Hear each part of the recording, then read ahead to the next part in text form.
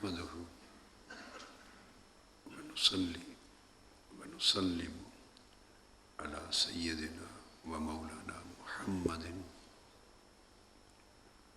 رسوله النبي الأمين المكين الحنين الكريم الرؤوف الرحيم أما بعد بسم الله الرحمن الرحيم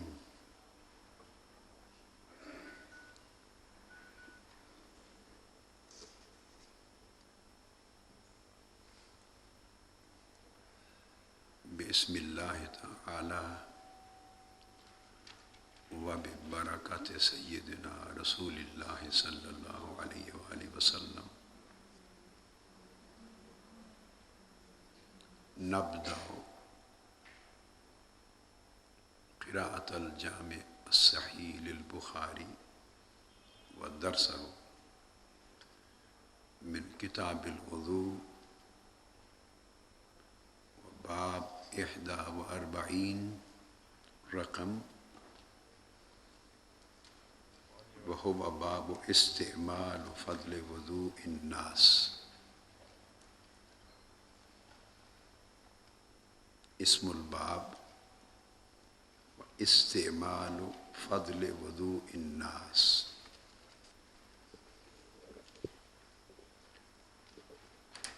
روى البخاري قال حدثنا آدم قال حدثنا شعبة قال حدثنا الحكم قال سمعت أبا جحيفة يقول خرج علينا رسول الله صلى الله عليه وآله وسلم بالهاجرة فأتي بوضوئه فتودع فجعل الناس يأخذون من فضل وضوئه فيتمسحون به فصلى النبي صلى الله عليه وآله وسلم الظهر ركعتين والعصر ركعتين وبين يديه عنزة.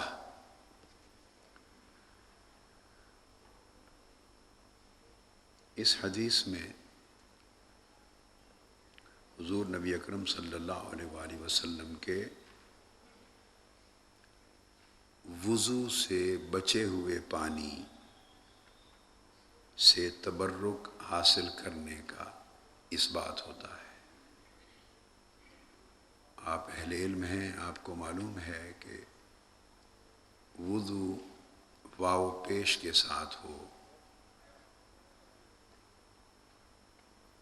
تو اس سے مراد وضو ہوتا ہے، اور اگر واو پر زبر ہو وضو تو اس سے مراد وضو کا پانی ہوتا ہے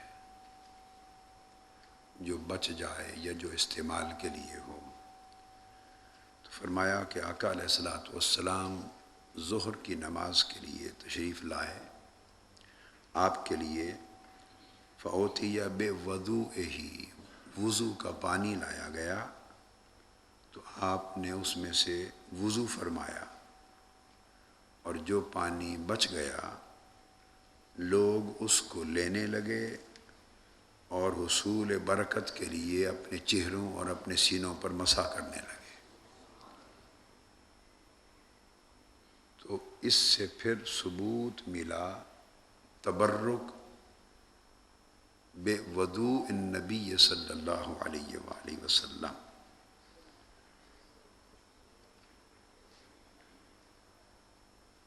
دوسری حدیث امام بخاری لائے ہیں. وقال ابو موسیٰ دعا النبی صلی اللہ علیہ وآلہ وسلم بقدح فیہ ماء فغسل یدیہ ووجہہ فیہ ومج فیہ ثم قال لہما اشربا منہ وافرغا علی وجوہکما ونحورکما او کما قال. ابو موسیٰ اشعری رضی اللہ تعالیٰ عنہ روایت کرتے ہیں کہ آقا علیہ الصلوۃ والسلام نے پانی مانگا وضو کے لیے، برتن مانگا پانی کا، برتن آپ کو پیش کیا گیا. فغسل یدیہ ووجہہ فیہ، تو آقا علیہ الصلوۃ والسلام نے اس برتن میں سے ہی اپنے ہاتھ مبارک دھوئے اور اپنا چہرہ مبارک دھویا۔ اب یہ صورت یہ نہ تھی کہ کوئی برتن کے ذریعے انڈیل رہا ہو اور آپ وضو فرما رہے ہو، نہیں، بلکہ اسی برتن کے اندر ہی آپ نے ہاتھ بھی دھوئے اور اسی کے اندر چہرہ مبارک دھویا، اور وہ ہاتھ دھونے اور چہرہ مبارک دھونے کا جو پانی تھا جس کو ہم مائع مستعمل کہتے ہیں، وہ بھی اسی برتن میں گرا، اور جب وضو فرما چکے تو فرمایا اب یہ جو پانی ہے اس کو پی لو۔ اور صرف یہاں تک نہیں، وَمَجَّ فِيهِ، ہاتھ مبارک اور بازو دھو دیے، اس میں سے چہرہ مبارک دھو دیا، اور پھر اس پانی میں کلی فرما کے وہ بھی اسی میں ڈال دی، کلی بھی ڈال دی، اور فرمایا اب اس کو پی لو، وَافْرِغَا عَلَى وُجُوهِكُمَا وَنُحُورِكُمَا، اور اس پانی کو اپنے چہروں پر اور اپنے بدنوں پر مل لو۔ ہم اگر پانی استعمال کر لیں اور اس طرح پانی گر جائے تو یہ مائع مستعمل ہے، اور اس کو آگے اس سے وضو کرنا وہ مکروہ ہو جاتا ہے، جائز نہیں ہے، مکروہ ہو جاتا ہے۔ لیکن آقا علیہ الصلوۃ والسلام نے خود اسے مائع مستعمل کیا، اس سے ہاتھ مبارک دھوئے، اسی کے اندر چہرہ مبارک دھویا، اسی کے اندر کلی مبارک فرما دی اور گرا دیا، مجّ فی، اور پھر فرمایا اس کو پی لو، اس کو چہروں پر مل لو۔ یہ حدیث جہاں حصول برکت حضور علیہ الصلوۃ والسلام کے مائع مستعمل سے تبرک پر دلالت کرتی ہے، وہاں عدم مثلیت پہ بھی دلالت کرتی ہے کہ کائنات میں کوئی شخص حضور کی مثال نہیں ہے کہ ہمارا پانی استعمال ہو جائے تو مکروہ ہو جاتا ہے، اور آقا علیہ السلام کے اس طرح اعضاء مبارکہ سے مس ہو جائے تو وہ مبارک ہو جاتا ہے۔ اس کے بعد حدیث نمبر 200 باب ہے، حدیث نمبر 200 میں باب ہے الباب الوضوء من الطور، یہ پتھر کے بنا ہوئے برتن کو طور کہتے ہیں، اس میں سے آقا علیہ الصلوۃ والسلام کی یہ حدیث امام بخاری نے باب نمبر 48 ہے، حدیث نمبر 200، اس کی قرأت کر رہا ہوں۔ حدثنا مسدد، اب میں تھوڑی رفتار کو تیز بھی رکھوں گا، اور جو طریق ہے قرأت کا حدیث کا تھوڑا اس طریق سے پڑھوں گا۔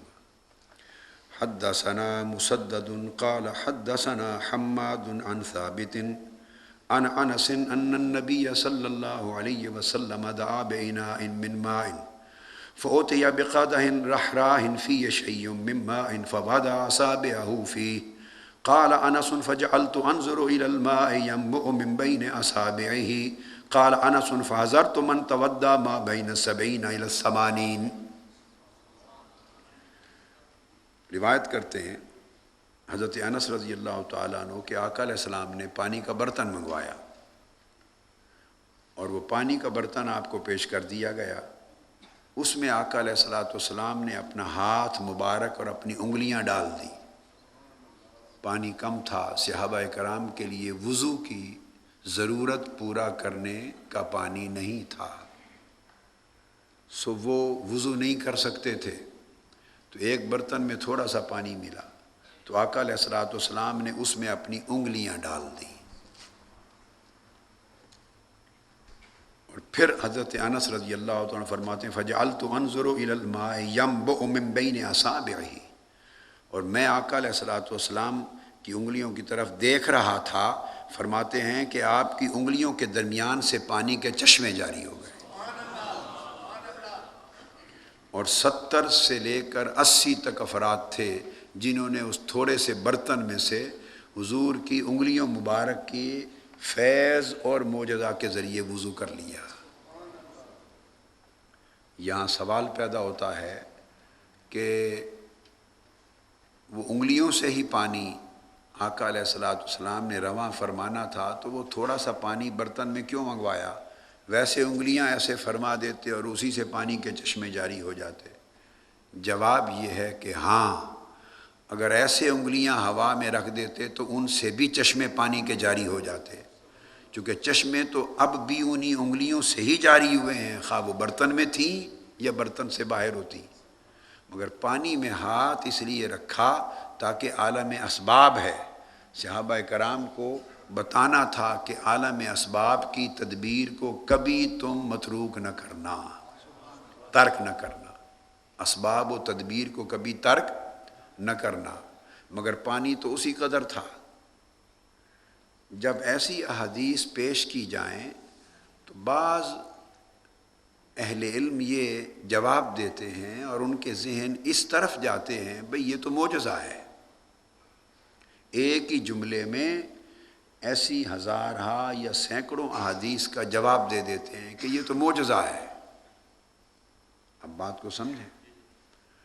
اب جو بات بتانا چاہتا ہوں، اللہ رب العزت نے امر کن کے ساتھ زمین و آسمان پیدا کر دیے، تو کیا یہ جملہ بول کر اللہ رب العزت کی قدرت و طاقت کا انکار کر سکتے ہیں کہ یہ تو اللہ کی قدرت ہے؟ بغیر ماں باپ کے حضرت آدم کو پیدا کر دیا، منکر نے کہا یہ کیا بات ہے، یہ تو قدرت ہے۔ بغیر باپ کے حضرت عیسیٰ علیہ السلام کو جبرائیل امین کے دم کے ذریعے تخلیق فرما دیا، تو جواب دینے والے نے کہہ دیا یہ کیا، یہ تو اللہ کی قدرت ہے۔ تو جس طرح قدرت کا لفظ بول کر آپ اس کی حقیقت اور معنویت کا انکار نہیں کر سکتے، اسی طرح آقا علیہ السلام کے ان تصرفات پر معجزہ کا لفظ بول کر تصرفات کا انکار نہیں کر سکتے۔ معجزہ صرف اس لیے کہا جاتا ہے کہ وہ خرق عادت کے طور پہ رونما ہوا، کہ عادت نہیں ہے کہ انگلیوں سے پانی جاری ہو، عادت نہیں ہے کہ انگلیوں سے پانی جاری ہو، یا عقل اسباب مادی کے ذریعہ سے، اسباب و علل اینڈ کاز اینڈ ایفیکٹ کے ذریعہ سے عقل اس کو سمجھنے سے عاجز ہے، عقل اس کو انٹرپریٹ کرنے، تعبیر کرنے سے عاجز ہے، چونکہ اس عمل نے عقل کو عاجز کر دیا، اور خرق عادت یعنی عادت کے خلاف رونما ہوا۔ فقط یہ سبب ہے اس عمل کو، واقعہ کو معجزہ کہنے کا۔ تو معجزہ تو سمجھ لیں، بڑی ایک دقیق بات سمجھا رہا ہوں، معجزہ فقط ایک ٹرم ہے، ایک اصطلاح ہے عادت اور خرق عادت میں فرق پیدا کرنے کی، کہ اگر خرق عادت یعنی خلاف عادت واقعہ صادر ہو ولی کے ہاتھ سے، تو آپ نے اس کے لیے، شریعت نے ایک نام وضع کر دیا ہے، اس کے تصرف کو سمجھانے کے لیے ایک اصطلاح وضع ہو گئی ہے جس کو کرامت کہتے ہیں۔ اب کرامت کا لفظ بول کے آپ اس کے تصرف کی نفی نہیں کر سکتے۔ اگر خرق عادت پیغمبر کے ہاتھ سے واقع ہو جائے، رونما ہو جائے، تو امتیاز کرنے کے لیے کرامت سے آپ نے، شریعت نے اصطلاح دے دی کہ معجزہ ہے، اور معجزہ کا معنی یہ ہے کہ تمہاری عقلیں عاجز ہو گئیں، دیکھا تصرف محمد کو، تصرف نبوت کو دیکھا کہ تمہاری عقلیں عاجز ہو گئیں، اس لیے اس کو معجزہ کہا۔ لہٰذا جب کوئی شخص ایسی تصرفات نبوی کی حدیث کے جواب میں کہے معجزہ، تو گرفت کر لیں کہ کیا معجزہ کا مطلب نفی تصرف ہے؟ کیا معجزہ کا مطلب نفی تصرف ہے؟ معجزہ کا تو معنی اعجاز سے ہے، معجزہ اس لیے ہے کہ تمہاری اور ہماری عقل عاجز ہو گئی اس کے سمجھنے سے، اور خلاف عادت واقعہ رونما ہو گیا۔ تو معجزہ تو فقط ٹو ایکسپلین دا فینومینا، صرف ایک ٹیکنیکل ٹرم ہے، رہ گئی حقیقت نفس الامر، وہ تصرف مصطفیٰ ہے، کہ اللہ نے آقا علیہ السلام کو یہ تصرف عطا کیا کہ تھوڑے سے پانی میں جب انگلیاں رکھی تو دراصل وہ واقعہ کیا ہے، وہ کن فیکون کا اجرا ہوا۔ پانی میں انگلیاں رکھی تو اس سے چشمے جاری ہو گئے۔ یہ معجزہ تکثیر الماء ہے، مگر ایٹ دا سیم ٹائم یہ معجزہ تکثیر الماء کا یہ تصرف نبوت ہے اور اختیار تکوینی ہے، اختیار تکوینی ہے۔ معجزہ صرف اس کے لیے ایک ٹیکنیکل ٹرم ہے کہ پیغمبر کی اس عظمت کو سمجھا جا سکے۔ یہ ایک بہت بڑا اشکال پیدا کر دیتے ہیں اور ہمارے لوگ آگے سے چپ ہو جاتے ہیں، وہ کہتے ہیں ہاں یہ تو معجزہ ہے۔ بھائی معجزہ ہے تو کیا ہو گیا؟ معجزہ ایک اصطلاح ہے اس واقعے کو سمجھانے کے لیے کہ عقلیں عاجز ہو گئیں، بس معجزہ ایک ٹیکنیکل ٹرم ہے۔ اب رہ گئی حقیقت نفس الامر، وہ بھی تو کچھ ہوگی۔ ہاتھ میں کنکریاں رکھیں اور کنکریاں بول اٹھی، کلمہ پڑھ لیا، سامع نے کہا یہ تو معجزہ ہے۔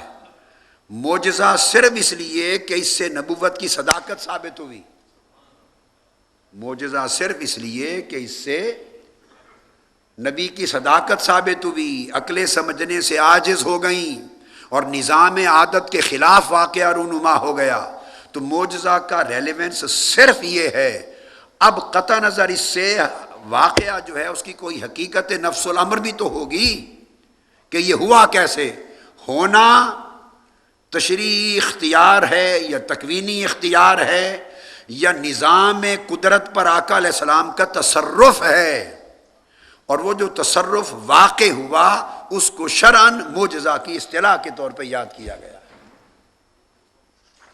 اگلی حدیث نمبر 216،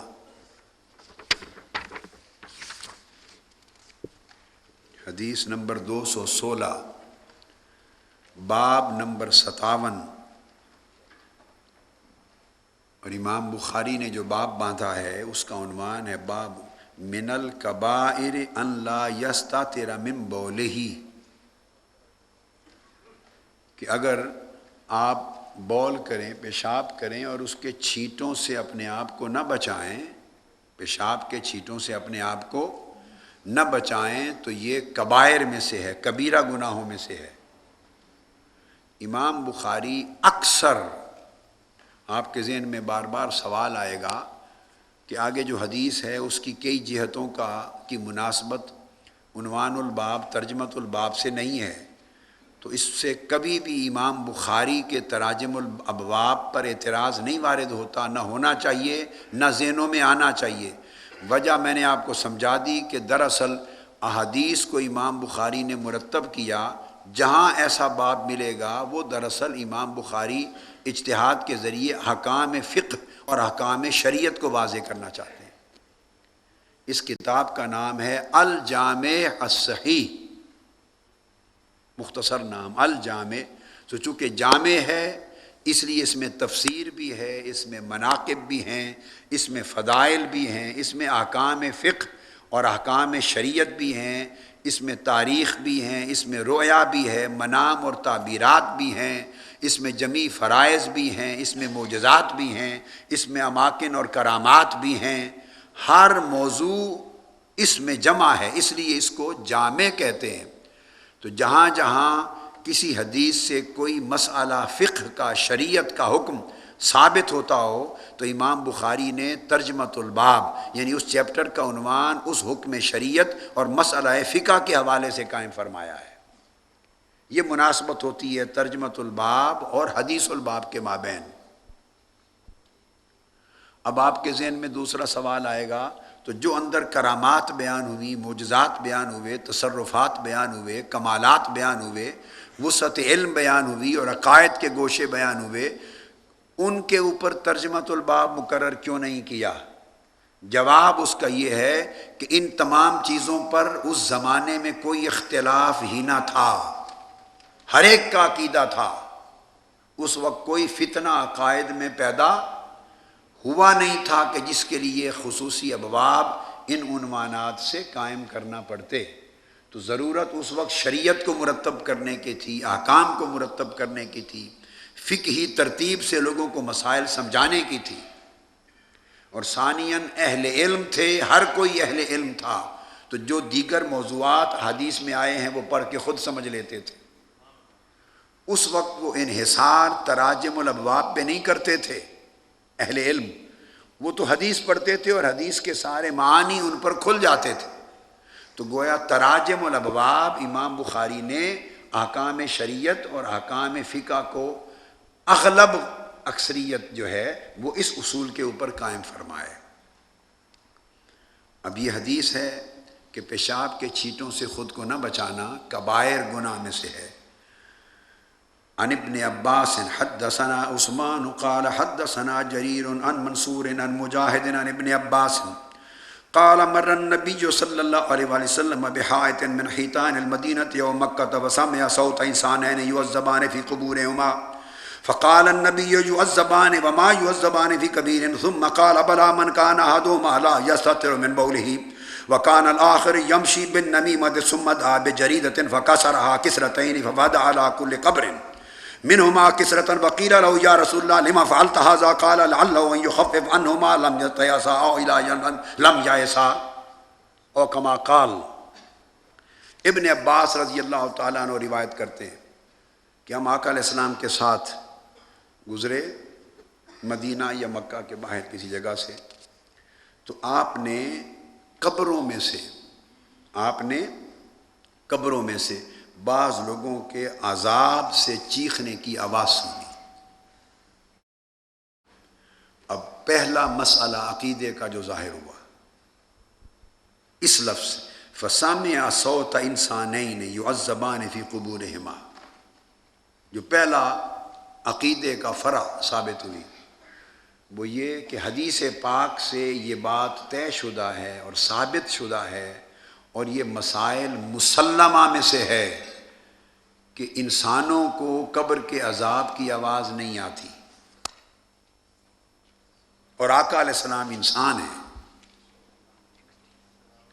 یہ مسلمات میں سے ہے. حضور علیہ السلام نے فرمایا کہ تمہیں قبر میں جو عذاب ہوتے ہیں انسانوں کو اللہ تعالیٰ نے محروم کر دیا ہے اس طاقت اور قوت سے کہ وہ ان کے عذاب کو دیکھ سکیں یا سن سکیں، اور جانوروں کے لیے فرمایا کہ انہیں سکت اور دی ہے کہ وہ سمجھ لیں. تو انسانوں کو قبر کے عذاب کو دیکھنے یا ان کی آواز کو سننے کی طاقت اللہ نے نہیں دی، ختم کر دی ہے. یہ مسلمات میں سے ہے. تو جب یہ بات ہو گئی کہ انسان نہیں سن سکتے تو اب حدیث پاک میں ہے کہ فسامع صوت انسانین یعذبان فی قبورہما، آقا نے قبروں سے ان کے عذاب پر چیخ و پکار کی آواز سنی. تو پتہ چلا کہ آقا علیہ الصلوۃ والسلام انسان ضرور ہیں مگر سب انسانوں جیسے نہیں ہیں. یہ معلوم، انسان ضرور ہیں مگر سب انسانوں جیسے نہیں ہیں. اب میرا ایک جملہ ہے، میں نے بولا انسان ہیں پر انسانوں جیسے نہیں ہیں. یہ جملہ میں بول رہا ہوں، انسان انسانیت کا انکار نہیں ہے. الرحمن علم القرآن خلق الانسان علمہ البیان. انسان ہیں مگر انسانوں جیسے نہیں ہیں. اگر اس جملے کی آپ تقطیع کر لیں، تجزیہ کر کے سمجھ لیں تو قرآن مجید کی آیت کی آپ کو تفسیر سمجھ میں آ جائے گی. قل انما انا بشر مثلکم، اے میرے حبیب صلی اللہ علیہ وسلم فرما دیں انما کلمہ حصر ہے، اور حصر کا قاعدہ یہ ہوتا ہے اہل لغت، اہل ادب، اہل نحو اور اہل معانی، علم بیان اور بدیع اور کلام میں، علم معانی میں ایک قاعدہ ہے کہ جب کلمہ حصر آتا ہے تو اس کی حصر کسی پر وارد ہوتی ہے، یا حصر صفت کا موصوف پر ہوگا یا موصوف کا حصر صفت پر ہوگا تو حصر کسی پر وارد ہوتی ہے. جب انما آئے گا تو سوال پیدا ہوتا ہے کہ حصر کس پر ہے. قل انما، جب ترجمہ پڑھتے ہیں تو کہتے ہیں نا سوائے اس کے نہیں، یا میں تو فقط، یہ ترجمہ کرتے ہیں نا میں تو فقط یا میں تو محض یا سوائے اس کے نہیں کہ ایسا ہے. یہ انما کا معنی ہے. کیوں؟ یہ کلمہ حصر ہے. ہو نہیں سکتا کہ کلمہ حصر ہو اور وقوع حصر نہ ہو. حسر واقع ہوتی ہے۔ اب سوال پیدا ہوا کہ اگر حسر واقع ہوئی، حسر ہوتی ہے کنفائن کر دینا، ایکسکلوسیو کر دینا، اور کئی چیزوں کو اس میں سے ایکسکلوڈ کر دینا، تو یہ جو ایکسکلوسیونیس ہے کلمہ حسر کی، یہ کس پر وارد ہوا؟ حسر یقیناً یہ صفت کا موصوف پر ہوگا۔ موصوف متکلم ہے، یعنی میں موصوف ہوں اگر، تو یا موصوف کا صفت پہ حسر ہوگا یا صفت کا موصوف پہ حسر ہوگا۔ مثلا یہ کہا کلمہ حسر کے ساتھ کہ صرف یہی ہنسی ہے، انما ہوا جمیل، صرف یہ خوبصورت ہے، انما انا بشر، انما انا عالم، انما انا جمیل، انما انا متکلم، کہ صرف میں ایسا ہوں۔ تو آپ نے کہا صرف یہ مولانا محدث فلتلی صاحب، مولانا حبیب الرحمان صاحب بنگلہ دیشی، اگر حسر کے ساتھ کہا آپ سب کے اندر کہ صرف یہ عالم ہے، انما ہوا عالم، صرف یہ عالم ہے، تو اب حسر کا سمجھا رہا ہوں اصول کیا ہوگا۔ اب حسر واقع تو ہوگی، یا حسر مولانا حبیب الرحمان کی علم پر ہوگی، یا علم کی مولانا حبیب الرحمان پر ہوگی، یعنی یا موصوف کا صفت پہ حسر ہوگا یا صفت کا موصوف پر ہوگا۔ اگر موصوف کا صفت پہ حسر ہو، موصوف کا صفت پہ حسر ہو، تو اس کا مطلب یہ ہوگا کہ صرف یہی عالم ہیں، باقی سارے جاہل ہیں۔ کیا یہ جائز ہے؟ بولیے۔ معنی بنے گا انما هو عالم ولیس غیرہ، کہ صرف انما کا معنی کہ صرف یہی عالم ہے، باقی سب بیٹھے ہوئے جاہل ہیں، کوئی اور عالم نہیں۔ سو یہ حسر نہیں ہے، قبول نہیں، مردود ہوا۔ اب دوسری سمت آ جاتے ہیں، اگر صفت کا، اگر موصوف کا حسر ہے صفت پر تو یہ بات ہو گئی، اور اگر صفت کا حسر ہے موصوف پر تو پھر معنی یہ ہوگا کہ بس یہ صرف عالم ہی ہیں، نہ خوش اخلاق ہیں، نہ باپ ہیں، نہ تاجر ہیں، نہ اچھے فصیح و بلیغ ہیں، نہ صالح ہیں، اور کچھ بھی نہیں، بس صرف علم ہی علم ہے، بقایا ہر خوبی سے خالی ہے۔ قبول ہے؟ نہیں، یہ بھی مردود ہو گیا۔ اب بولیے انما انا بشر کا حسر کس پر قائم کریں گے؟ انما انا بشر کا حسر کس پر قائم کریں گے؟ یہ جو تفسیر ابھی بتا رہا ہوں، یہ میں نے دوران درس سمجھی تھی 1965 میں، ایسے ہی بتا رہا ہوں 1965 میں۔ تو اس وقت آج سے کتنے سال قبل؟ 41 سال قبل پڑھا، اور عمر اس وقت میری 14ویں سال میں تھا۔ تو بس ایسے ہی یہ ایک چھوٹی سی بات تھی، آپ کو بتا دیں۔ اور ان چیزوں سے واقفیت رکھنے والے کہ جس زمانے میں پڑھی، وہ بھی ایک عالم موجود ہیں یہاں، مولانا علامہ جاوید مجید قادری صاحب۔ تو میں یہ عرض کر رہا تھا کہ جب فرمایا قل انما انا بشر مثلکم، تو پھر اگر اس کا حسر یا تو یہ معنی بنے گا جو لوگ خطا کھاتے ہیں کہ آقا علیہ السلام نے فرمایا انما انا بشر، یا تو اس کا معنی پھر یہ ہے کہ صرف میں ہی بشر ہوں ساری کائنات میں، اور تم میں سے کوئی بشر ہے ہی نہیں۔ کیا یہ درست ہوگا؟ تو یہ امکان غلط ہو گیا کہ آپ نے فرمایا کوئی انسان بشر نہیں ہے، صرف میں بشر ہوں، یہ نہیں ہو سکتا، غلط۔ اب دوسرا حسر کر لیں، دوسرا معنی یہ بنا انما انا بشر کو اگر حسر لگائیں تو پھر آقا نے فرمایا میں صرف بشر ہی بشر ہوں، اس کے سوا کچھ نہیں ہوں، نہ معاذ اللہ نبی ہوں، نہ رسول ہوں، نہ حسین ہوں، نہ جمیل ہوں، نہ عالم ہوں، نہ محبوب ہوں، کچھ بھی نہیں ہوں، صرف بشر ہی بشر ہوں۔ جائز ہے؟ نہیں ہے نا۔ اب سوال پیدا ہوتا ہے کہ حصر کس کا ہے اور کس پر ہے؟ حصر کس کا ہے اور کس پر ہے؟ تو یاد رکھ لیں کہ حصر مثلیت کا ہے نفس بشریت پر۔ قل انما انا بشر مثلکم، اے لوگو مجھے اپنے اس آیت کا معنی بتا رہا ہوں، فرما دیں میرے حبیب کہ اے لوگو مجھے اپنے جیسا نہ سمجھنا، مجھے اپنے جیسا اپنی مثل نہ سمجھنا۔ یہ جو میں کھاتا پیتا چلتا اٹھتا بیٹھتا شادی بیاہ کرتا تمہارے ساتھ معاملات کرتا نظر آتا ہوں، جس سے تم مجھے اپنے جیسا سمجھنے لگ گئے ہو، اپنی مثال سمجھنے لگ گئے ہو، تمہیں خبر نہیں کہ میں تم جیسا نہیں، میری مثلیت تمہارے ساتھ حصر ہے فقط بشر ہونے میں، فقط انسان ہونے میں۔ اور بشر کہتے ہیں ظاہر و جلد الانسان۔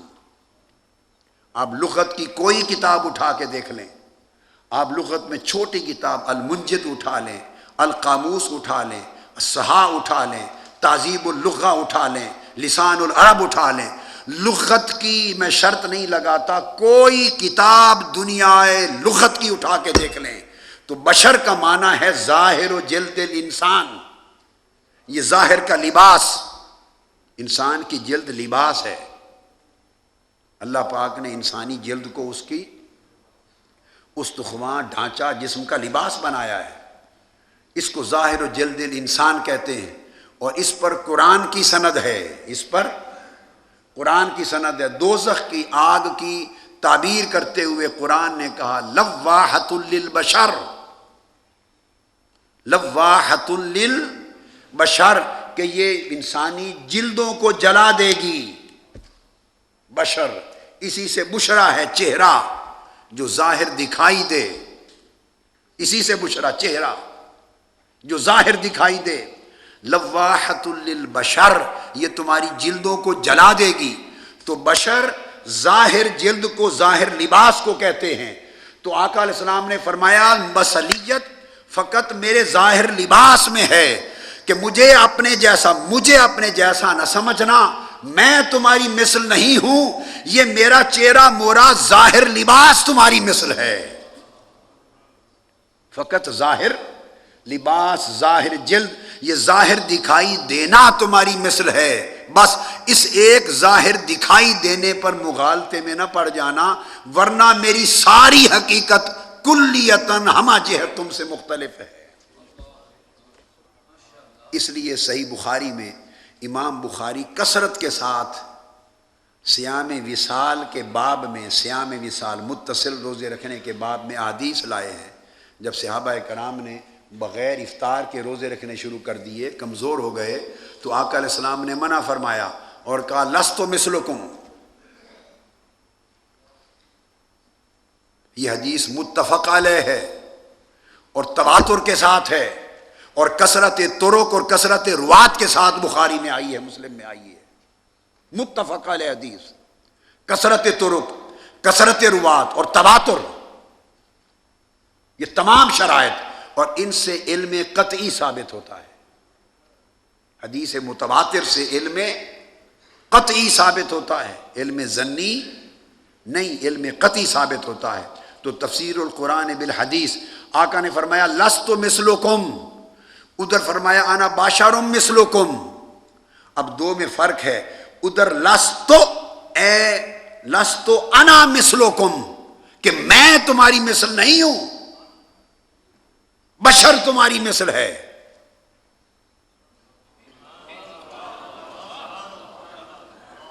اپنے ہماری مثل ہونے کی نفی کر دی، لست مثلکم، لست کہیاتکم، ایکم مثلی، یا متکلم راجع الی الذات، ایکم مثلی، تم میں کون ہے میری مثل؟ یہاں بشری نہیں فرمایا، یا متکلم راجع الی الذات ہے، راجع الی النفس، میری مثل کوئی نہیں ہے۔ لستو کہیاتکم، میں تم جیسا نہیں ہوں، لستو مثلی لستکم مثلی، تم میں سے کوئی میری مثل نہیں ہے۔ تو آقا علیہ السلام نے اپنی ذات، اپنا نفس، اپنی شخصیت کی مثلیت کی نفی کر دی، بشریت کے ساتھ مثلیت کا حصر کیا۔ بات کی سمجھ آ گئی؟ ظاہر کا ایک گوشہ ہے، جیسے پتھر میں جس پتھر سے تم گھر بناتے ہو وہ بھی پتھر ہے، اور جو پتھر کعبہ کی تعمیر میں لگا وہ بھی پتھر ہے۔ کوئی دو پتھر اٹھا کے یہ کتاب جو آپ نے لکھی، یہ کتاب جو میں نے لکھی، اس کو کیا بولتے ہیں؟ کتاب۔ کیا بولتے ہیں؟ کتاب۔ اور قرآن مجید کو کیا بولتے ہیں؟ ذالک الکتاب، کتاب۔ تو وہ بھی قرآن بھی کتاب، یہ بھی کتاب۔ اور مثلیت کیا ہے؟ بس لفظ کتاب میں مثلیت ہے، باقی کوئی مثلیت نہیں ہے۔ صرف اتنی مثلیت ہے کہ دونوں کو کتاب کہتے ہیں، اتنی مثلیت ہے کہ دونوں کو کتاب کہتے ہیں۔ آگے چلیں۔ شیشہ، یہ جو میری اینک کا شیشہ کس شے سے بنا؟ اس کی اصل کی طرف جائیے، مٹی سے بنا۔ کس سے بنا؟ مٹی سے بنا۔ تو مٹی سے برتن بھی بنے، مٹی سے برتن بھی بنے، مٹی سے شیشہ بھی بنا۔ تو جوہر دونوں میں مٹی ہے۔ کوئی ایک ہاتھ میں مٹی پکڑ لے، ایک ہاتھ میں شیشہ پکڑ لے اور کہے دونوں برابر ہیں، آپ کہیں گے نادان نہیں۔ مٹی آنکھوں کے سامنے آ جائے تو دکھائی دینا بند ہو جائے، یہ شیشہ آ جائے تو جسے کم دکھتا ہے وہ بھی بڑھ جائے۔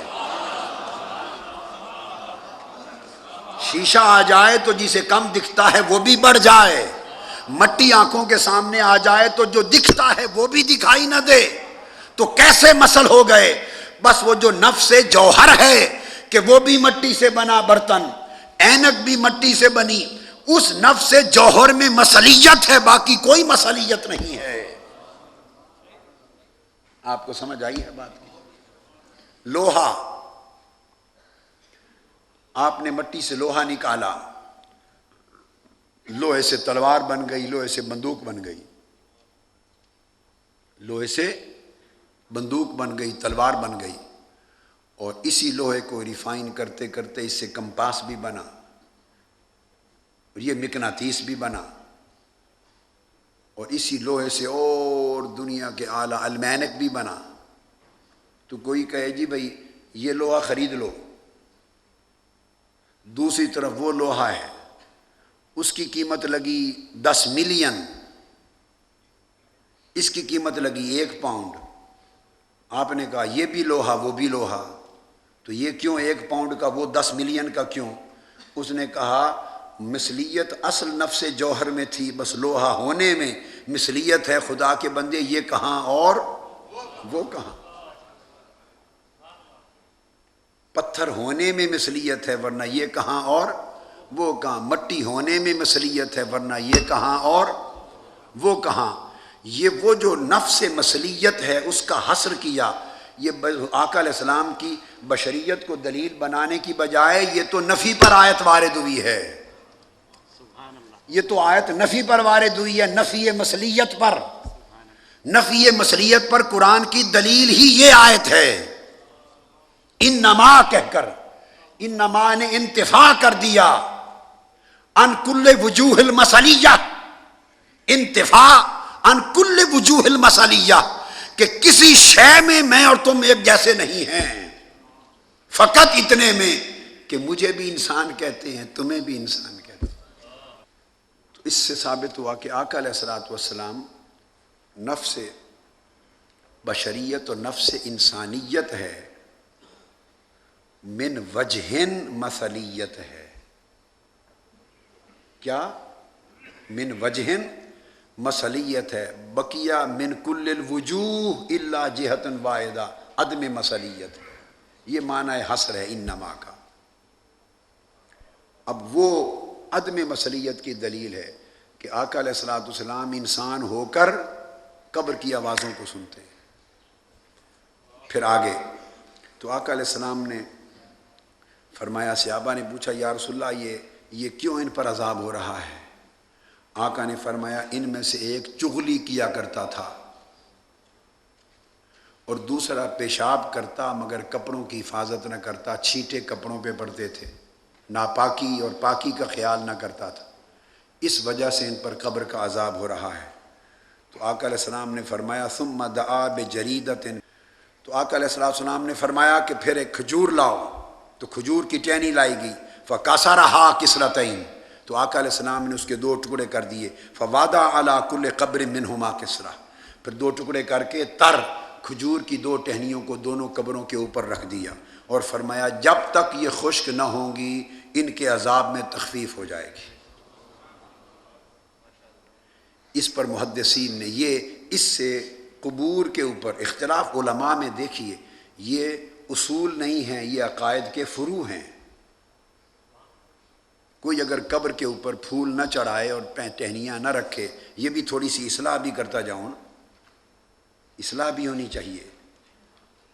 اس سے جواز ثابت ہوا اس حدیث سے عند بعض العلماء و بعض المحدثین، کئیوں نے اس سے استنباط کیا، جواز ثابت کیا کہ قبر پر اگر تر ٹہنیاں پھول ایسی چیزیں رکھی جائیں تو وہ تسبیح کرتی ہیں، جب تک خشک نہیں ہوتی تو ان کی تسبیح سے اللہ کی رحمت کا نزول ہوتا ہے، اور جب اللہ کی رحمت کا نزول ہوگا تو اس کا فائدہ صاحب قبر کو پہنچے گا اور اس کی تخفیف عذاب کا باعث ہوگی۔ تو یاد رکھ لیں جو مسلمات اور اصول ہوں گے اس پر کل ائمہ متفق ہوں گے، اور جب فروع عقیدہ کے ہوں گے تو اس میں علماء محدثین میں اختلاف ہوگا۔ بات قاعدے کی صرف یہ ہے کہ جب اکابر ائمہ اور محدثین کے ہاں دو رائے تین رائے پائی جائیں اور کئیوں کا قول جواز کا ہو کئیوں کا نہ ہو، تو جب جواز کا قول مل گیا تو پھر کسی کو حق نہیں ہے کہ وہ اس کو بدعت اور گمراہی یا حرام یا کفر قرار دے، کیونکہ اس کو بدعت اور حرام کفر کہنے کا مطلب ان تمام ائمہ حدیث اور محدثین اور اکابر امت تک فتویٰ جائے گا۔ یہ مباحات میں سے ہو گیا کہ اس سے جواز ثابت ہوتا ہے، اور اگر کوئی اس کا قائل نہ ہو، یہ فروع ہیں، تو وہ سنیت سے بھی خارج نہیں ہوگا۔ ساتھ یہ بھی سمجھ لیں مفتی اعظم بیٹھے، ہمارا رجحان یہ ہو گیا ہے بر صغیر کے ہمارے مسلمانوں کا سنیوں کا کہ ہم فروعات پر بھی یا سنیت سے نکال دیتے ہیں یا داخل کر دیتے ہیں۔ فروعات پر اختلاف تمام صدیوں میں ہوا کرتے تھے علماء میں، کہ اس حدیث کے باوجود ٹہنیاں سبز پتے پھول نہ رکھنے کے قائل ہیں، اور کئی علماء محدثین نے اس سے جواز نکالا ہے۔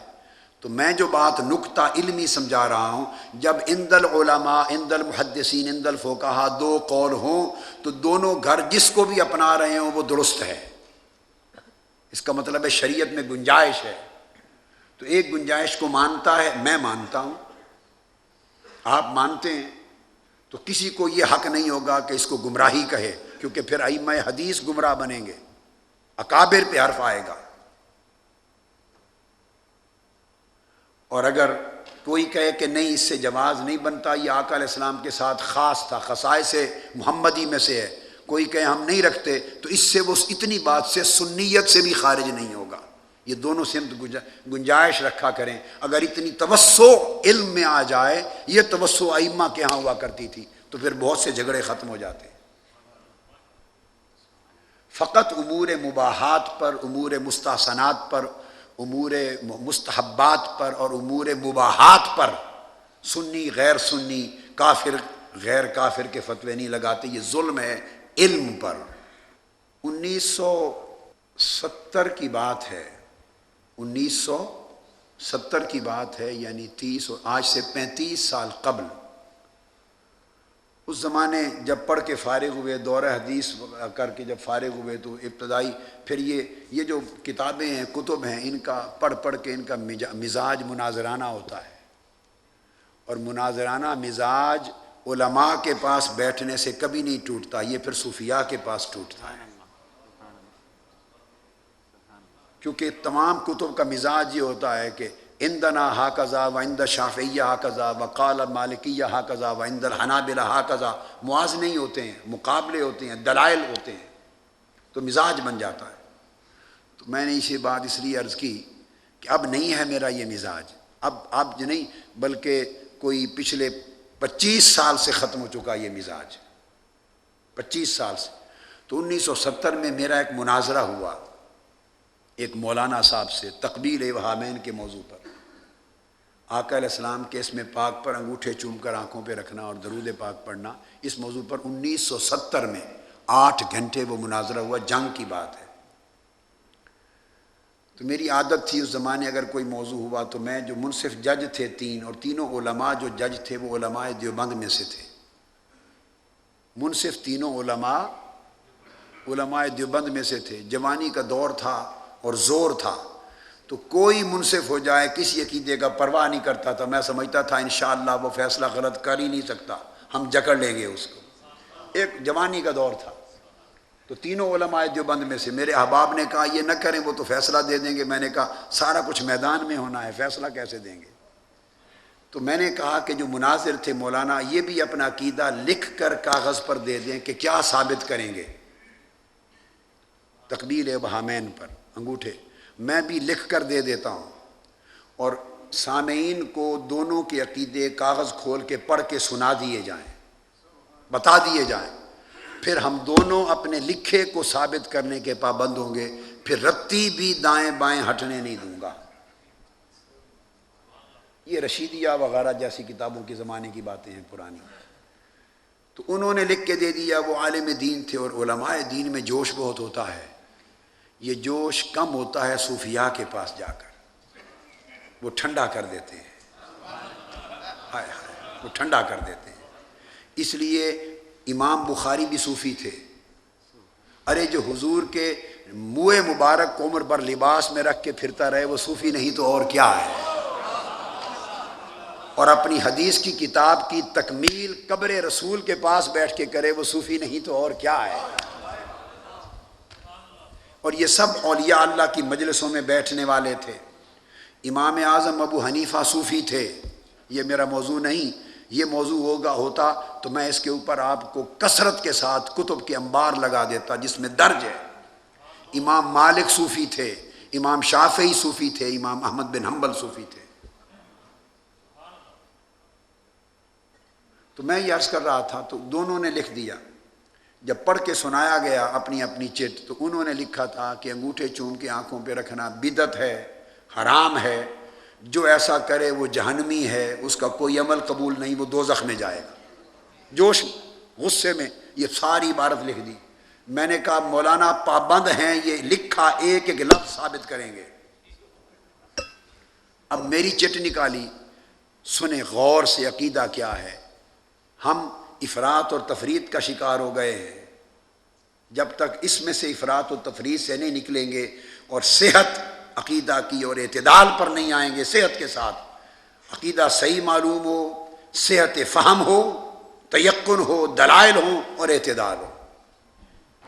میں نے لکھا کہ تقبیل ابہامین ایک حدیث ضعیف سے ثابت ہے، حدیث ضعیف سے ثابت ہے، اور فضائل اعمال میں حدیث ضعیف پر عمل کرنا جائز بلکہ مستحب ہے، سو اس پر عمل کرنا مستحب ہے، ثواب ہے، جو عمل کرے اسے ثواب ہے اور جو عمل نہ کرے اسے کوئی گناہ نہیں ہے۔ جو تقبیل ابہامین نہ کرے اسے کوئی ترک پر گناہ نہیں، جو کرے ثواب ہے۔ میں نے یہ لکھا، اور اہل سنت کا عقیدہ ہی یہی ہے۔ اکابر میں سے کسی اور نے ایک رتی برابر اس بات سے دائیں بائیں اس موضوع پر نہیں رکھا۔ اب یہ واعظین بات کا بتنگڑ بناتے ہیں، وہ مصیبت کا پیدا کر دیتے ہیں۔ اور جب سے عقیدہ واعظین کے ہاتھوں میں آ جاتا ہے اور علماء کے ہاتھ میں نہیں رہتا، پھر ایسا ہی ہوتا ہے، اس میں ڈھکوسلے شامل ہو جاتے ہیں، مبالغے شامل ہو جاتے ہیں۔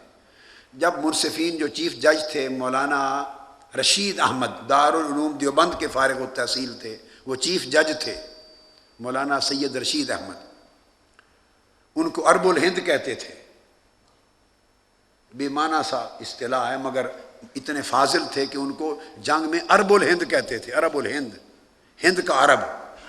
وہ چیف جج تھے دارالعلوم دیوبند کے فارغ التحصیل، تینوں علماء دیوبند کے جاننے والے۔ انہوں نے میرا چٹ پڑھ کے سنائی کہ قادری صاحب نے یہ لکھا ہے جو میں نے آپ کو سنا دیا۔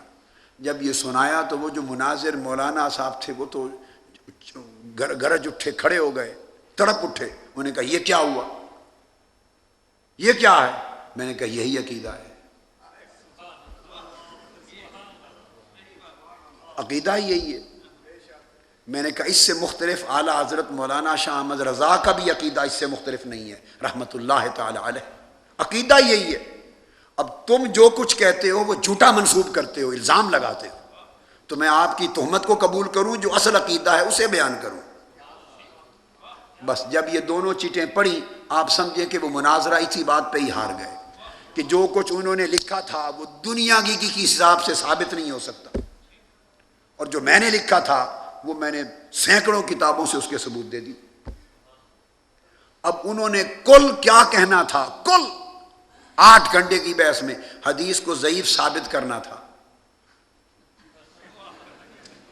ان کا پورا زور حدیث کو ضعیف ثابت کرنے پر تھا۔ میں نے اپنے دعویٰ میں لکھ دیا کہ حدیث ضعیف ہے۔ اب وہ جب کھڑے ہوں اور بولنے لگی حدیث ضعیف ہے میں روک دوں، میں نے کہا مولانا یہ مناظرہ ہی نہیں، حدیث تو میں نے کہا ہے ضعیف ہے، یہ تو بحث ہی نہیں ہے۔ آپ کو طریقہ سمجھا رہا ہوں۔ میں نے کہا مولانا یہ مختلف فی نہیں ہے، there is no dispute on this subject، حدیث is ضعیف، don't discuss this thing، کچھ اور بتانا ہے تو بتاؤ۔ وہ جب کھڑے ہوں پھر اس کے سوا ان کے پلے کچھ نہیں تھا۔ پھر دلائل ہوئے، 8 گھنٹے کے بعد وہ ختم ہو گئے۔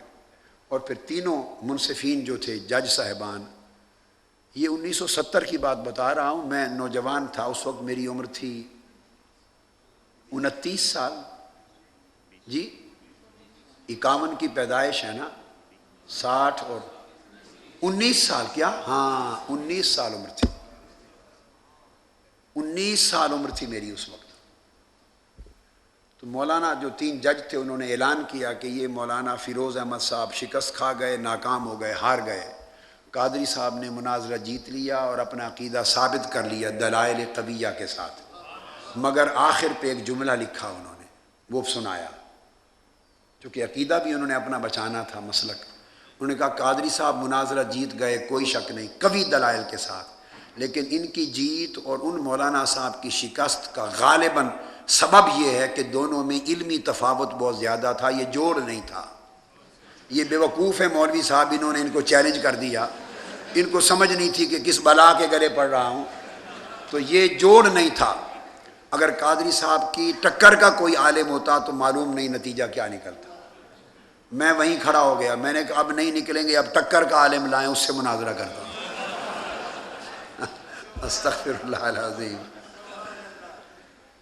بس میں نے آپ کو بتایا نا، یہ جو ٹھنڈا پانی ڈال کے آگ بجھاتے ہیں، یہ آگ بجھانے سے پہلے کی بات ہے۔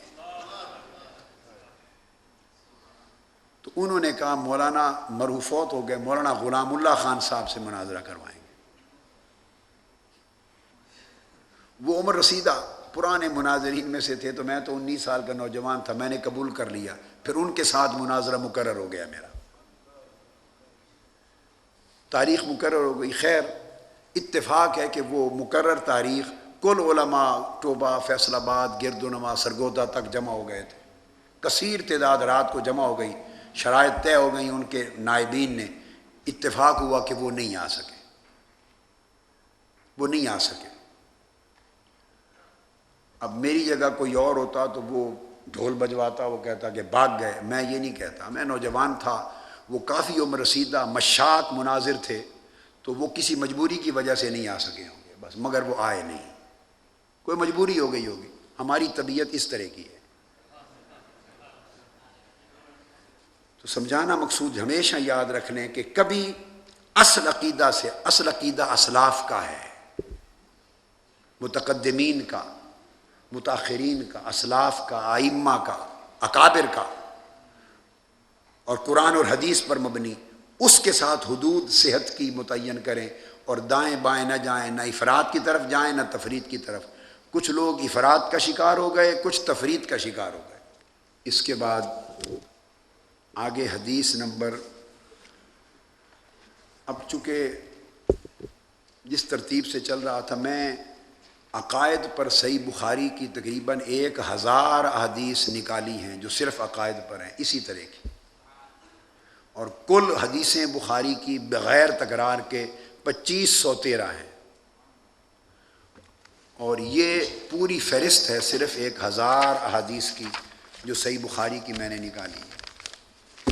یہ پوری فہرست ہے، صرف احادیث کے نمبر، بخاری شریف کا صفحہ نمبر، باب لکھا ہوا ہے۔ بتانا مقصود یہ ہے کہ آپ اندازہ کریں نصف کے قریب پوری صحیح بخاری اس عقیدہ پر ہے، لیکن چونکہ وقت اتنا نہیں ہے سو میں نے یہ کیا کہ کوشش یہ کر رہا ہوں کہ چلو عقیدہ کے مختلف فصول پر ایک ایک حدیث آ جائے۔ بالاستیاب چلیں گے تو یہ 40 دن چاہیے۔ کیا؟ اگر 1000 احادیث پوری صحیح بخاری میں سے عقائد پر جو عقیدہ پر ہیں مکمل کراؤں تو 40 دن چاہیے،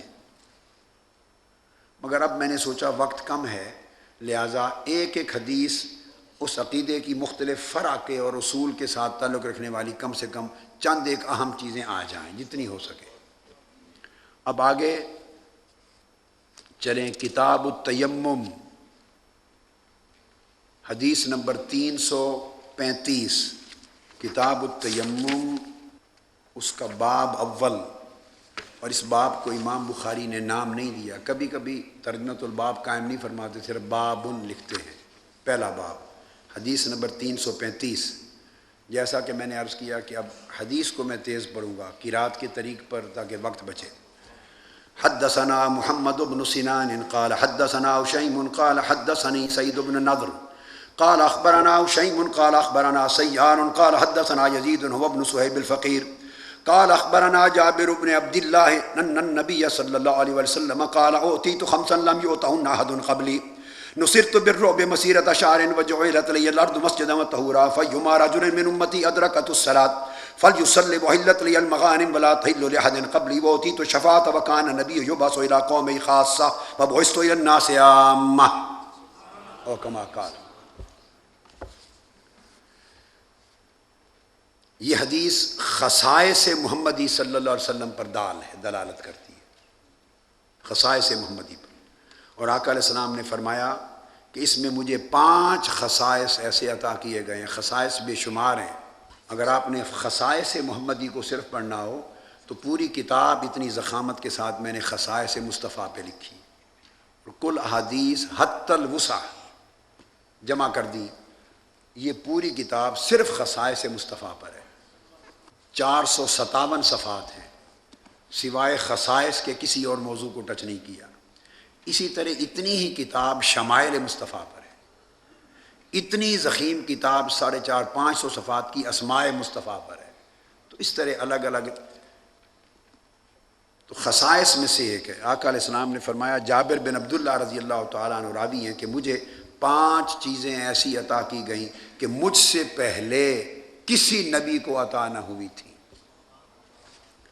اور جب 5 کا بعض حدیث میں ایسا ذکر ہو، حصر ہو، تو یاد رکھ لیں کہ اس سے مراد یہ نہیں لینا چاہیے کہ وہ خصائص جو کسی اور کو نہ ملے اور آقا علیہ الصلوۃ والسلام اس سے نوازے گئے وہ صرف 5 ہیں، نہ، وہ جو فرمایا خمسن وہ قرینہ کلام ہوگا، کسی موقع کی مطابقت میں، مناسبت میں کسی قرینہ کے سبب خمسن کہا، اور مقام پر 6 کہہ دیا، کسی مقام پہ اور زیادہ فرما دیں، سب جمع کریں گے تو سینکڑوں خصائص ہو جائیں گے۔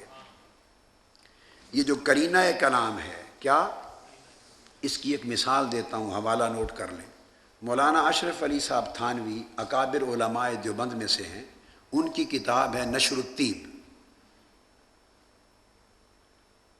اس نشر الطیب کا پہلا باب انہوں نے قائم کیا نور محمدی کے بیان میں، صلی اللہ علیہ وآلہ وسلم، نور محمدی صلی اللہ علیہ وسلم کے بیان میں۔ اس میں جابر بن عبداللہ کی حدیث مصنف عبد الرزاق کی، وہ سب سے پہلے روایت کی، اور مصنف عبد الرزاق کی حدیث ان اللہ خلق نور نبی کا قبل الاشیاء من نورہ، یہ جز پہلے نہیں مل رہا تھا مصنف عبد الرزاق سے، اب یہ جز مل گیا ہے، چھپ گیا ہے مصنف عبد الرزاق کا، میرے پاس وہ ہے، مطبوعہ ہے، اب چھپ گیا ہے۔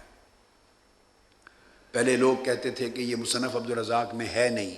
ہم نے بھی جب مصنف عبدالرزاق خریدی تو نہیں تھی، وہ بعد میں دیکھا کہ اس کی ابتدا آگے سے ہوئی ہے. 82 حدیثیں مطبوعہ مصنف عبدالرزاق میں نہیں ہیں. تو امام عبدالرزاق امام بخاری کے شیخ ہیں اور امام اعظم ابو حنیفہ کے تلمیذ شاگرد ہیں. اب وہ جز پورا مل گیا ہے، جس نے پوری کتاب کو مکمل کر دیا، اس میں حدیث ہے. تو تھانوی صاحب اس باب میں کئی احادیث لائے ہیں حضور علیہ السلام کے نور کی خلقت میں. اس میں ایک حدیث یہ بھی لائے ہیں کہ جس میں آقا علیہ السلام نے بیان فرمایا کہ میں تخلیق آدم سے 14,000 سال پہلے اللہ کی بارگاہ میں نور تھا. میں آپ کو خمسن، یہ جو لفظ ہے خمسن، قرینہ کے ساتھ عدد کا معنی سمجھانے کے لیے ایک مثال دے رہا ہوں، ایک عالم کی مثال دے رہا ہوں. تو اس کی شرح میں وہ لکھتے ہیں تھانوی صاحب کہ اس حدیث میں جو فرمایا 14,000 پہلے تخلیق آدم سے پہلے نور تھا، وہ لکھتے ہیں کہ اس 14,000 سے مراد فقط 14,000 نہ سمجھیں، یہ کسی قرینہ کی وجہ سے 14,000 بیان فرمایا، ورنہ 70,000 سال پہلے نور ہونے کی بھی حدیث موجود ہے. اور وہ سیدنا جبرائیل امین کا بیان ہے کہ جب آقا علیہ السلام نے پوچھا جبرائیل تمہاری عمر کیا ہے، تو عرض کی یا رسول اللہ مجھے عمر سالوں میں تو یاد نہیں، اتنا معلوم ہے کہ جب میں پیدا کیا گیا تو میں نے دیکھا افق پہ ایک نور، ایک ستارہ طلوع ہوتا تھا، پھر غروب ہوتا تھا، پھر 70,000 سال کے بعد طلوع ہوتا تھا، پھر غروب ہوتا، پھر 70,000 سال کے بعد طلوع ہوتا، پھر غروب ہوتا.